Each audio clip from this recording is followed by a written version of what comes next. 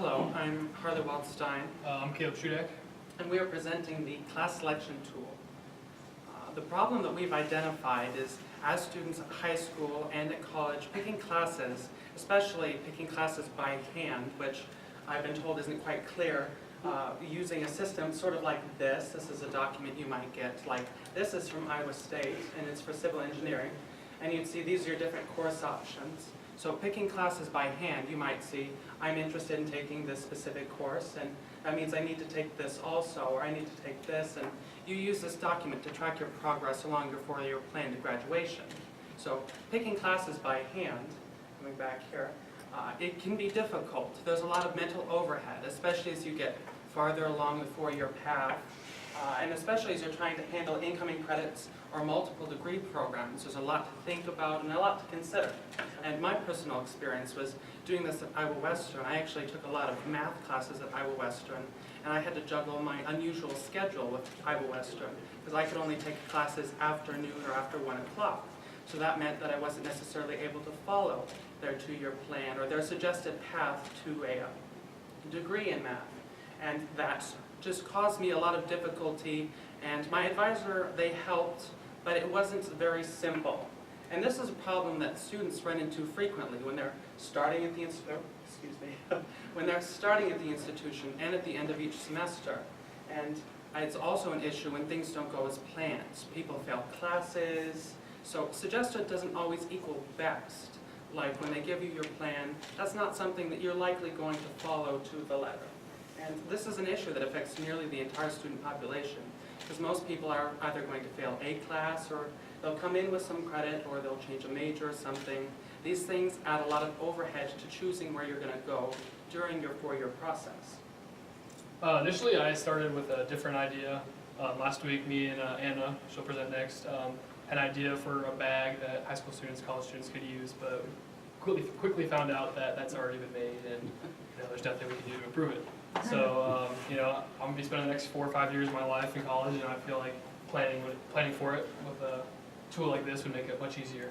So, for our design, we like it to be much more efficient than doing it by hand. By hand takes time, it takes a lot of effort. It's just too hard. You want to be able to update your course, in case you fail or you change your major. It's kind of hard to do it because then you have to go back to your advisor and talk to her about what you need to change, or rearrange your entire schedule based on the class you failed. And we want to centralize all the info for your class, for your course, I guess. At Iowa State, the course information is all over the internet. It's hard to find everything all together. In this tool, we'd like to put it all together and make it very easy to find. And like Harley said, we want to make it simple, not too much mental work. Just type in what you need and have it given to you. We're going to maximize your experience, your college experience, with our idea.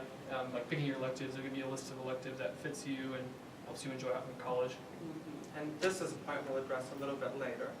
But we'll talk about some previous solutions to this problem. Well, there is, of course, by hand, which, as I talked about, it's difficult and it's not perfect for most people. It actually has a lot of problems for most people.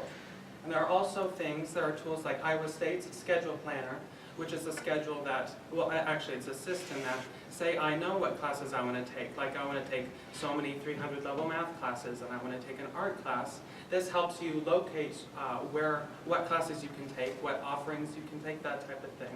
So it helps you place your classes if you know what you want to take, but it doesn't help you choose them. And there is a program by Ellucian called DegreeWorks, which actually lots of institutions use.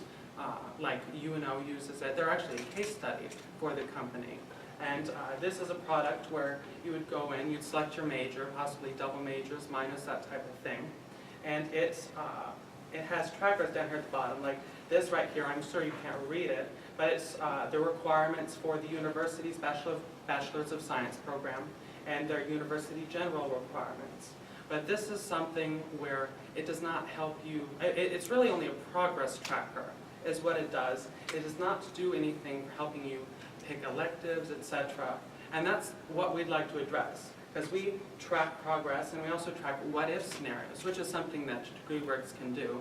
Like say I'm a psychology major, I can evaluate what it looks like to be a math major, what that would do to my four-year plan. But our program would also handle things like picking electives It would optimize how we're using incoming credits and help us to plan for unexpected failure, or help us work around that, like if we fail a class. This is our decision matrix we use, kind of just show that our idea is obviously the best. Two's the best. So we make ours all twos, and some of them have negatives or twos and ones. So probably we can talk about the power schedule. Another honorable mention for scheduling tools is Power Scheduler, which I'm sure all you parents are familiar with. Power School, which is what the school uses for grades. On the back end, the teachers and the administration, they have Power Scheduler, which, given the whole student body's list of course requests, they can use to schedule when a class is offered during the school day.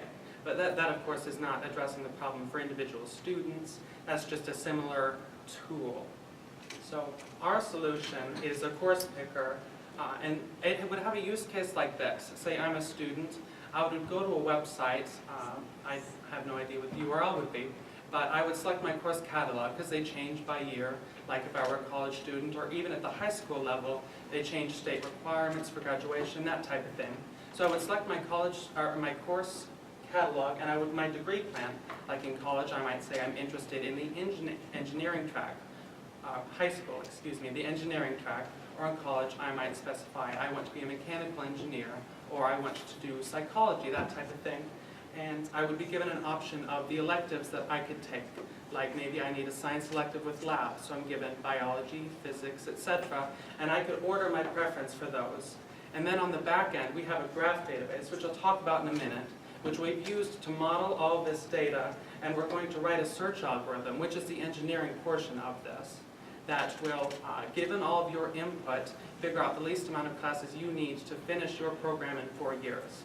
So it takes into account your degree requirements, your course requirements, like maybe you want at least 12 credits a semester, so you're a full-time student, and you don't want more than 16 or don't want more than 18. It keeps track of those types of requirements. And it uses a system like this, which is a graph database, which it's a database where things like classes, they'd be represented as points on a graph, this just being a point, and this is just a generic image. And you represent dependencies via arrows here, like this points to this, which means you might need to take this before this.